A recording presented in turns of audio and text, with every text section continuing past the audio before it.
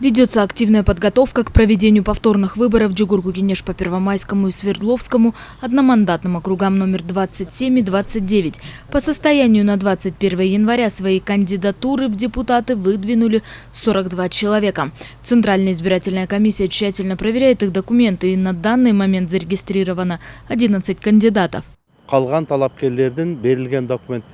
Документы остальных кандидатов проверяются. Процедура проверки продлится до конца срока регистрации кандидатов. Агитационная кампания начнется 7 февраля, потому что на агитацию на повторные выборы дается только 20 дней.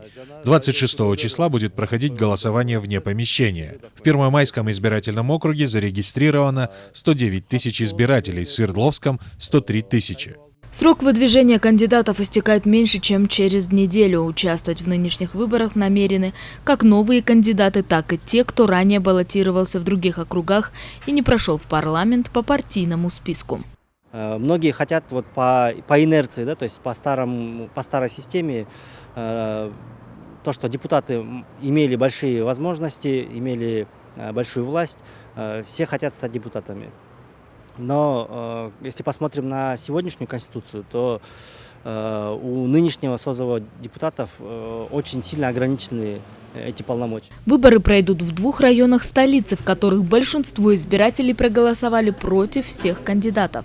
Бишкекчане, особенно Свердловский и Первомайский район, проголосовали против всех. Скорее всего, не было тех кандидатов, которых они хотели бы видеть. Здесь необходимо как-то новым претендентам постараться себя проявить, доказать и показать именно трудом, своей работой, то, что они действительно достойны быть представителями народа. По закону из 90 депутатов Джугурку-Кенеша 36 избирались по одномандатным округам, остальные 54 по партийным спискам.